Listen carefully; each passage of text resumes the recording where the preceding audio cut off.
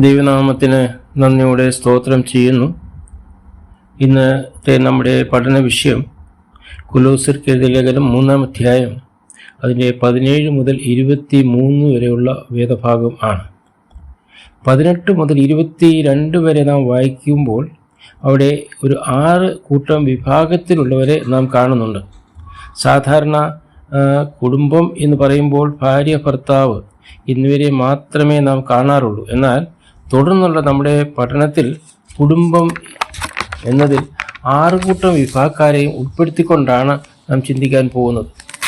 ഈ 6 കൂട്ടം വിഭാഗത്തെ ഒരു കെട്ടിടത്തോട് തുലനം ചെയ്താൽ കെട്ടിടത്തിൻ്റെ ഉറപ്പിനും ഭദ്രതയ്ക്കും അതിൻ്റെ ഫൗണ്ടേഷൻ, അതായത് അടിത്തറ, വലിയൊരു റോൾ ചെയ്യുന്നുണ്ട്. ആ അടിത്തറ ശരിയല്ലെങ്കിൽ ആ കെട്ടിടത്തെ അത് തീർച്ചയായിട്ടും ബാധിക്കും. അത് ബലക്ഷയമുണ്ടാകും. ഏത് സമയത്തും ആ കെട്ടിടം വീണു പോകാൻ സാധ്യതയുണ്ട്. അപ്പോൾ ഇവിടെ 18 മുതൽ 22 വരെ കാണുന്നതായിരിക്കുന്ന ഈ 6 കൂട്ടം വിഭാഗക്കാരുടെ ഫൗണ്ടേഷനായിട്ട് നമുക്ക് കാണുവാൻ കഴിയുന്നത് അതിൻ്റെ ആദ്യ ഭാഗത്തെ 17-ാം വാക്യവും 22-ന് ശേഷമുള്ള 23-ാം വാക്യവുമാണ്.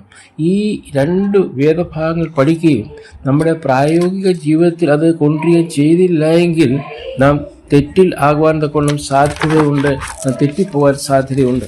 ആ 17-ാം വാക്യവും 23-ാം വാക്യവും ഞാനൊന്ന് വായിക്കുവാൻ തക്കോണം ഞാൻ ആഗ്രഹിക്കുകയാണ്. അതിൻ്റെ 17-ാം വാക്യം, വാക്കിനാലോ ക്രിയയാലോ എന്ത് ചെയ്താലും സകലവും കർത്താവായ യേശുവിൻ്റെ നാമത്തിൽ ചെയ്തും അവൻ മുഖാന്തരം പിതാവായ ദൈവത്തിന് സ്തോത്രം പറഞ്ഞും കൊണ്ടിരിപ്പീൻ. അതിൻ്റെ 23-ാം വാക്യം, നിങ്ങൾ ചെയ്യുന്നത് ഒക്കെയും മനുഷ്യർക്കെന്നല്ല കർത്താവിന് എന്ന പോലെ മനസ്സോടെ ചെയ്യുവീൻ. മുമ്പ് പറഞ്ഞതുപോലെ ഒരു കെട്ടിടത്തിൻ്റെ ഉറപ്പിന് അടിയന്തരമായിട്ട് എത്രമാത്രം പ്രാധാന്യമുണ്ടോ അതുപോലെ തന്നെ കുടുംബജീവിതത്തിൻ്റെ ഉറപ്പിനും ഭദ്രതയ്ക്കും ഇപ്പോൾ വായിച്ചതായിരിക്കുന്ന 2 വാക്യങ്ങൾ വളരെ ആവശ്യമാണ്. ഇവിടെ പ്രത്യേകം ശ്രദ്ധിക്കേണ്ട ഒരു കാര്യം, ഇവിടെ 6 കൂട്ടം വിഭാഗക്കാരെക്കുറിച്ച് പറയുമ്പോൾ ശ്രദ്ധിക്കുക, ആദ്യ 17-ാം വാക്യം പറഞ്ഞതിന് ശേഷമാണ് 18 മുതൽ 22 വരെ ഉള്ള കുടുംബജീവിതത്തെക്കുറിച്ച് പറയുന്നത്. മാത്രമല്ല ഇതിൻ്റെ അവസാനം 23-ാം വാക്യത്തിൽ ആശയം ഏകദേശം ഒരുപോലെ ആണെങ്കിലും ഒടുവിൽ ചേർത്തിരിക്കുന്നത് ശ്രദ്ധിക്കുക. 17-ാം വാക്യം, എന്ത് ചെയ്താലും എന്ത് പറഞ്ഞാലും കർത്താവിനെ മുന്നിൽ കണ്ടുകൊണ്ട് വേണം നാം ചെയ്യുവാനും സംസാരിക്കുവാനും. നിങ്ങൾ ചെയ്യുന്നത് ഒക്കെയും നിങ്ങൾ പറയുന്നതൊക്കെയും മനുഷ്യർക്ക് എന്ന പോലെ അല്ല, പിന്നെയോ നാം ദൈവത്തിന് എന്നുള്ള പോലെയാണ് നാം ചെയ്യുന്നത്. അതാണ് ഇവിടുത്തെ ആശയം. 6 വിഭാഗത്തിൽപ്പെട്ടവരും മനുഷ്യരാണ്. ഉദാഹരണത്തിന് ഭാര്യ മനുഷ്യത്തെയാണ്, ഭർത്താവ് മനുഷ്യനാണ്. ഭാര്യ ഭർത്താവിനോട് നല്ലത് പറഞ്ഞാലും ചീത്തയായത് പറഞ്ഞാലും ഭർത്താവിനോടാണ്. എന്നാൽ ഇവിടെ പറയുന്നത് ഭർത്താവിനോട് ആണെങ്കിൽ തന്നെയും, അതായത് മനുഷ്യരോടെങ്കിലും മനുഷ്യരോടല്ല, കർത്താവിനോടാണ് നാം പറയുന്നത്. അപ്പോൾ ഭാര്യ ഭർത്താവിനോട് ഏത് രീതിയിൽ ഇടപെട്ടാലും, തെറ്റായിട്ടോ ശരിയായിട്ടോ, ഭർത്താവ് ഭാര്യയോടോ ഭാര്യ ഭർത്താവിനോടോ, മക്കൾ അമ്മയപ്പന്മാർ മക്കളോടോ, ഏത് രീതിയിൽ അത് തെറ്റായാലും ശരിയായാലും അത് നാം ഒടുവിൽ അത് ചെയ്യുന്നത് കർത്താവിനോടാണെന്നുള്ള ഒരു പൂർണ്ണമായിരിക്കുന്ന ബോധ്യം നമ്മുടെ ജീവിതത്തിൽ ഉണ്ടായിരിക്കേണ്ടത് ആവശ്യമാണ്. ഭാര്യ ഭർത്താവിനോട് പറഞ്ഞാലും ഭർത്താവ് ഭാര്യയോട് പറഞ്ഞാലും, മക്കൾ അപ്പനന്മാരോട് പറഞ്ഞാലും അപ്പനന്മാർ മക്കളോട് പറഞ്ഞാലും, ദാസന്മാർ യജമാനന്മാരോട് പറഞ്ഞാലും യജമാനന്മാരോട് പറഞ്ഞാലും മനുഷ്യരോടാണ് പറയുന്നതെങ്കിലും കർത്താവിനോടാണ് പറയുന്നത്. ഈ ഒരു വസ്തുത നാം വളരെ അറിഞ്ഞിരിക്കേണ്ട ഒരു വസ്തുതയാണ്. അതുകൊണ്ടാണ് ഇവിടെ പറയുന്നത്, വാക്കിനാലോ ക്രിയയാലോ എന്ത് ചെയ്താലും എന്ത് പറഞ്ഞാലും മനുഷ്യർക്കെന്നല്ല കർത്താവിന് എന്ന പോലെ ചെയ്യുവീൻ. എനിക്ക് ഒരു നല്ല ഭാര്യയായി, ഭർത്താവായി, മക്കളായി, അമ്മയപ്പന്മാരായി, ദാസന്മാരായി, യജമാന്മാരായി ജീവിക്കുവാൻ കഴിയും. എങ്ങനെ?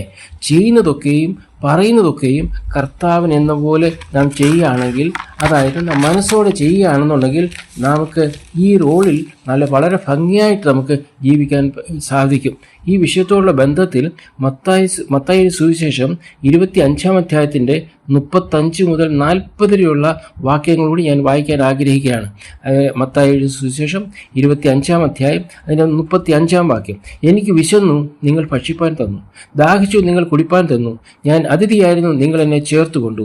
അതിൻ്റെ 36-ാം വാക്യം, നഗ്നനായിരുന്നു, നഗ്നനായിരുന്നു, നിങ്ങൾ എന്നെ ഉടുപ്പിച്ചു, രോഗിയായിരുന്നു, നിങ്ങൾ എന്നെ കാണുവാൻ വന്നു, തടവിലായിരുന്നു, നിങ്ങൾ എൻ്റെ അടുക്കൽ വന്നു. 37 വാക്യം. അതിന് നീതിമാന്മാർ അവനോട്, കർത്താവെ, ഞങ്ങൾ എപ്പോൾ നിന്നെ വിശന്ന് കണ്ടിട്ട് ഭക്ഷിപ്പാൻ തരികയോ ദാഹിച്ചു കണ്ടിട്ട് കുടിപ്പാൻ തരികയോ ചെയ്തു?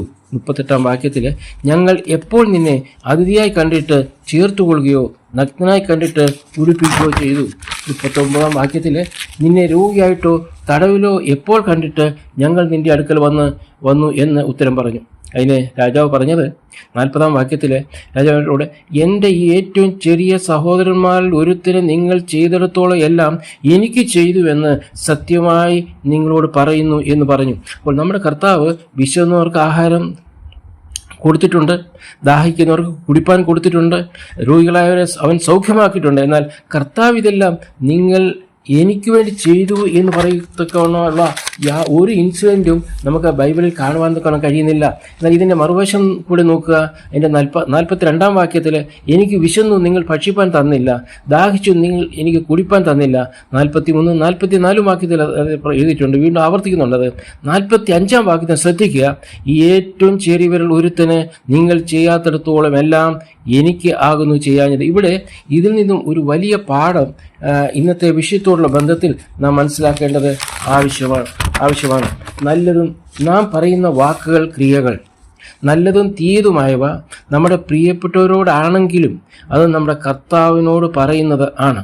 ഈ വസ്തുത നാം ഇപ്പോഴും ഓർത്തിരിക്കേണ്ടത് ആവശ്യമാണ്. പലപ്പോഴും നാം നമ്മുടെ ബന്ധപ്പെട്ടവരോ പ്രിയപ്പെട്ടവരോ പറയുന്നതായിരിക്കുന്ന വാക്കുകൾ നമുക്ക് ഏതെല്ലാം രീതിയിൽ വേണ്ടി നമുക്ക് സംസാരിക്കാൻ പറ്റും. തീയതായിട്ടും നല്ലതായിട്ടും നമുക്ക് സംസാരിക്കാൻ പറ്റും. എന്നാൽ ഈ വേദഭാഗത്തിൽ നമുക്ക് മനസ്സിലാക്കാൻ കഴിയുന്നത്, നമ്മൾ എന്ത് പറഞ്ഞാലും എന്ത് ചെയ്താലും അത് നമ്മുടെ കർത്താവിനോട് ചെയ്യുന്നതാണ് എന്നുള്ള വസ്തുത നാം ഒരിക്കലും മറന്നു പോകരുത്. ഇതോടുള്ള ബന്ധത്തിൽ വേറൊരു ഭാഗം കൂടി നാം വായിക്കാൻ ആഗ്രഹിക്കുകയാണ്. അപ്പോസ്തല പ്രവൃത്തി 9 അധ്യായത്തിൻ്റെ 4-5 വാക്യം. 4 വാക്യത്തിൽ ഇപ്രകാരമാണ്, അവൻ നിലത്തു വീണു, ശൗലേ ശൗലേ, നീ എന്നെ ഉപദ്രവിക്കുന്നത് എന്ത്? എൻ്റെ 5 വാക്യത്തിൽ, നീ ആരാകുന്നു കർത്താവേ എന്ന് അവൻ ചോദിച്ചതിന്, നീ ഉപദ്രവിക്കുന്ന യേശു ആകുന്നു ഞാൻ എന്നാണ് എന്താണ് പൗലോസിനെ ഉപദ്രവിച്ചത്? എന്നാൽ ഏതെങ്കിലും സമയത്ത് പൗലോസിനെ കർത്താവിനെ ഉപദ്രവിച്ചിട്ടുണ്ടോ? ഇല്ല. എന്നാൽ പിന്നെ പൗലോസ് ആരെയാണ് ഉപദ്രവിച്ചത്? 8 അധ്യായത്തിൻ്റെ 1 വാക്യത്തിൽ കാണുന്നുണ്ട്, അവനെ കൊല ചെയ്തത് ശൗലിന് സമ്മതമായിരുന്നു. അന്ന് യെരൂശലേം സഭയ്ക്ക് ഒരു വലിയ ഉപദ്രവം നേരിട്ടു. അപ്പോസ്തലന്മാർ ഒഴികെ എല്ലാവരും യഹൂദ്യ ശമരിയ ദേശങ്ങൾ ചിതറിപ്പോയി. ഇവിടെ നാം കാണുന്നത് സ്തെഫാനോസിനെ കൊല ചെയ്തത് അതുപോലെ തന്നെ ശൗലിന് സമ്മതമായിരുന്നു, അതായത് പൗലോസിന് സമ്മതമായിരുന്നു. കൂടാതെ സഭയ്ക്ക് നേരിട്ട ഉപദ്രവം കർത്താവ് പറയുന്നത്, എന്നെ നീ ഉപദ്രവിക്കുകയായിരുന്നു. അതെ, സഭയെ ഉപദ്രവിച്ചതോ സ്തെഫാനോസിനെ കൊല ചെയ്യുവാൻ സമ്മതം കൊടുത്തതോ അത് കർത്താവ് പറയുന്നത്, അത് നീ എന്നെ ഉപദ്രവിക്കുകയായിരുന്നു എന്നാണ്. അതേ പ്രിയരെ, നാം ചെയ്യുന്നതായിരിക്കുന്ന ക്രിയകൾ, വാക്കുകൾ, ഇവയൊക്കെയും നാം ആരോട് നാം ചെയ്യുന്നു, അത് മനുഷ്യരോടാണെങ്കിൽ തന്നെയും മനുഷ്യർക്കെന്നല്ല, അത് കർത്താവിനോടാണ് നാം ചെയ്യുന്നത്, നാം സംസാരിക്കുന്നത്, നാം ഇടപെടുന്നതായിരിക്കുന്ന ഒരു ഉത്തമ ബോധ്യം നമ്മെ എപ്പോഴും ഭരിക്കേണ്ടത് ആവശ്യമാണ്.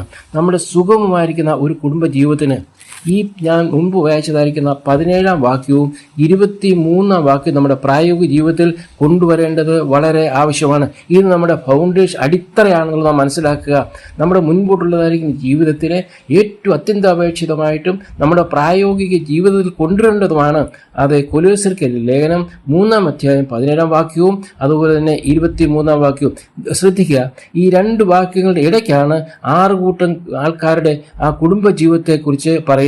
ചുരുക്കത്തിൽ സംക്ഷിപ്തമായി പറയട്ടെ, ചില കാര്യങ്ങളോട് ഞാൻ പറയാൻ ആഗ്രഹിക്കുകയാണ്. ആരും തനിക്ക് ബോധിച്ചതുപോലെ കുടുംബത്തിൽ വർത്തിക്കാൻ പാടില്ല. ആത്മീയമായി വിവേചിക്കുക, ഉത്തമമായത് നമ്മൾ മുറുകെ പിടിക്കുക. നമുക്കൊരു പിതാവുണ്ട്, സ്വർഗത്തിലുണ്ട് എന്നും ആ പിതാവിൻ്റെ മകനെയോ മകളെയോ വാക്കിനാലോ ക്രിയയാലോ ഉപദ്രവിക്കുന്നത് പിതാവിനോട് ചെയ്യുന്ന ഒരു വലിയ അപരാധമാണ്, പാപമാണെന്നുള്ള വസ്തുത നമ്മെ എപ്പോഴും നാം ഓർത്തിരിക്കേണ്ടത് ആവശ്യമാണ്. ഞാൻ ഒന്നുകൂടെ ആവർത്തിക്കാൻ ആഗ്രഹിക്കുകയാണ്. നമുക്കൊരു പിതാവ് സ്വർഗത്തിലുണ്ട് എന്ന് ആ പിതാവിൻ്റെ മകനെയോ മകളെയോ വാക്കിനാലോ ക്രിയയാലോ ഉപദ്രവിക്കുന്നത് അല്ലെങ്കിൽ അസഭ്യം പറയുന്നത് നമ്മുടെ പിതാവിനോട് ചെയ്യുന്ന വലിയ ഒരു അപരാധമാണ്, വലിയൊരു പാപമാണ് എന്നാണ്. എന്താണ് ഇതിന് പരിഹാരം? പരിഹാരം ഒന്നേ ഉള്ളൂ. ഒന്നാമത്, ഈ വിധത്തിൽ പങ്കാളിയോ മാതാപിതാക്കന്മാരെയോ മക്കളെയോ ദുഃഖിപ്പിച്ചിട്ടുണ്ടെങ്കിൽ അതിന് ദൈവത്തോടും അതിനുശേഷം മറ്റുള്ളവരോടും നാം നിരപ്പ് പ്രാപിക്കുക. മുകളിൽ നാം ചിന്തിച്ചതായിരിക്കുന്ന കൊലോസ്യർക്കെഴുതിയ ലേഖനം 3:17-23 വാക്യം വായിക്കുക, പ്രായോഗിക ജീവിതത്തിൽ കൊണ്ടുവരിക.